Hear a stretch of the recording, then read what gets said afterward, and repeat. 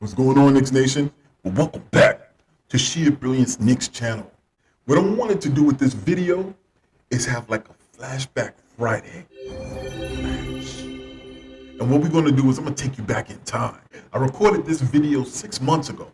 Do not click off. What I'm basically doing is knowing what we know now with our team and the progress that we made.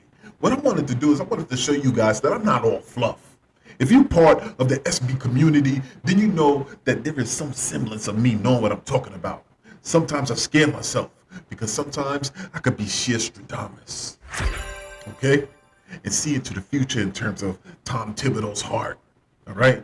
But this video, I was watching it and I was surprised that I was spot on with most things. There were a couple of things I was a little bit off with, but I was spot on with most things. So what I'm gonna do, check this video out and tell me how close or how spot on I was. Leave it in the comments if you want something or not, all right? Hope you enjoy. I know you'll enjoy. Stick with it, listen to the whole video, and give me your feedback at the end. Peace. Honestly, man, we hungry to win, bro. We're not just hungry to win, we hungry to see progress, not steps back. I know, once again, that also falls on the coach, too. I'm a Coach Thibs fan, man. I'm about to put a video out, but what y'all saying ain't false. He got to get it together. He got to be able to change it up. When he first arrived, we started thriving, it was because he did make adjustments. He showed that he was willing to bring in some of the young cats and let them be them. I don't care what anybody says, that type of structure and discipline that Thibs brings is what's needed in New York, because you got to be able to tune out like Knicks content creators, critics that are going to be on major media platforms, and this generation of players is tuned into the media. So you need somebody who is disciplined enough, who will be able to command their attention, to be able to snap them out of it and help them zone in. We look at other coaches at other teams, you know, like a Monty Williams, but these coaches and everybody are thriving in environments that are not on major markets. So it's easy for them to get their team to log in. I think Thibs is the coach for us.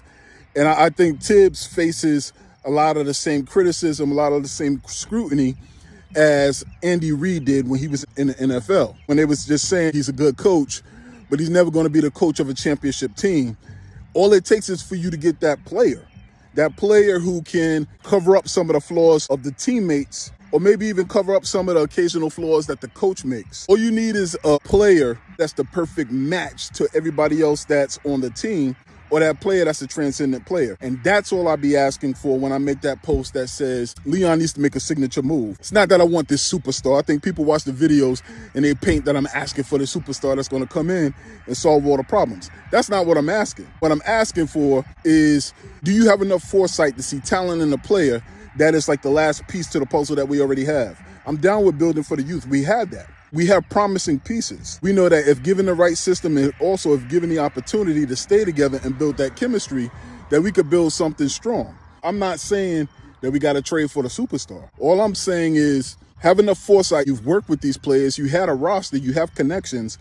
Worldwide West, Walt Perham, all of them cats are in place to be able to build what we need for sustainable winning into the future. What I talk about in terms of being on the clock is just that. Are you going to show that you can piece a package together to move up in the draft, to pull a player that's going to be one of the final pieces to this young core that we have that'll help us build and move forward? That's a signature move. Or you're going to bring in somebody who is talented enough, that has the potential that you could see hasn't reached their peak yet, but also has the ability to be able to come in, be on the same timeline as the young cast that we have, help take us to the next level. Or if we move Julius is a stud player, bro. Just not in New York. I think already, if he would have had those struggles and not did certain things such as flip off the fans, you know, we know what we are, but he knows what we can do as well when we behind him. Everybody else in the league is clowning us because we're saying MVP when he's at the line. That's not for real MVP consideration if he was having a rough season. That was Knicks fans' way of saying, yo, we got you. And we think more of you than the rest of the league is. Everybody on the outside is criticizing Knicks fans, saying, oh, you run away your players. No, talk about when we show them love and you call us delusional. Talk about that. I ain't trying to hear all that BS. I want for Julius to be in a situation where he's not stressed, his family's not stressed, everybody is in a good space and he's playing at a high level. And honestly, I believe that's not in New York. That's in a place like Dallas.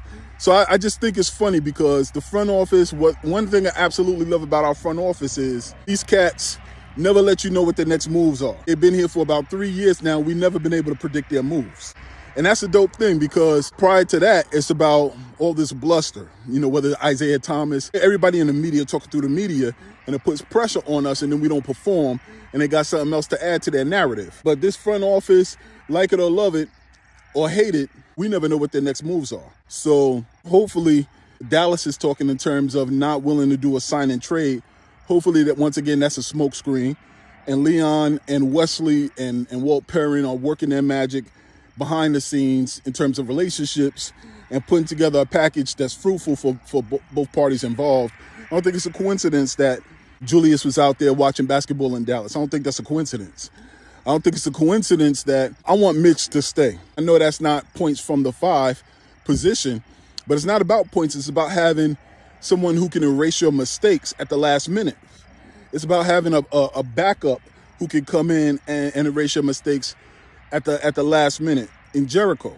Keep those two cats together, man. Let them be the anchor to our defense, bro. And they provide energy. If they could just stay healthy, that's the key.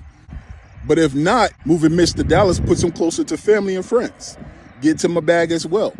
So a lot of things, man. I'm excited for this offseason because I think it's a lot of moves that we're going to be able to make. But once again, it's so funny how Twitter works. I love it, man, because I'm the same way. That's just like, we don't need a signature move. We need to stick with the youth and development, man. I love that. And we've been doing that. And that's something that we've already kicked the narrative that we don't do that just the last 2 or 3 years because we've been doing it. And I absolutely love that. I think, like my video says, I think really we have the potential to be the Golden State Warriors in like 2024. We got that. We're building something. You can tell we're building something. I do trust our front office, but I think this move is critical. Last off season, man, when we re-signed those vets, bro, it was just like, okay, you know what I mean? I could, all right. Or that first free agency season, man, where we had to bring Elfrid Payton back, bro, it was just painful. But we got through it. But one thing I love about our squad, I'm gonna shut up because I wanted to keep this to 10 minutes. It's our youth, bro. Like quickly, it's just great culture. And that's what this team as an organization has been successful at doing. Building a great culture. Hey, the vibe is great, man. The vibe is immaculate, man. Overtime, big dub, found a way to get it done, baby. That makes the losing games by close margins and losing big leads, that makes it somewhat digestible because you can see that the players love each other and that they're growing. But we need to see important steps. Like I just need a signature move. Oh, say less. I ain't never going back. I'm not going to back down on that. Are we going to move up in the draft so that we can draft the player that we want? I work at Purdue University. I seen Jaden Ivey. I seen him on campus. I had an opportunity to talk to him. Good character guy, competitive. And I think to put that guy with that outspoken of a game next to RJ, I don't know what it's going to take in terms of losing, but for a number of years, we've been stockpiling picks. We've been making great moves to put ourselves in a position to be able to move on a player or a situation if we see it fit. So what up, Knicks Nation? What do you think?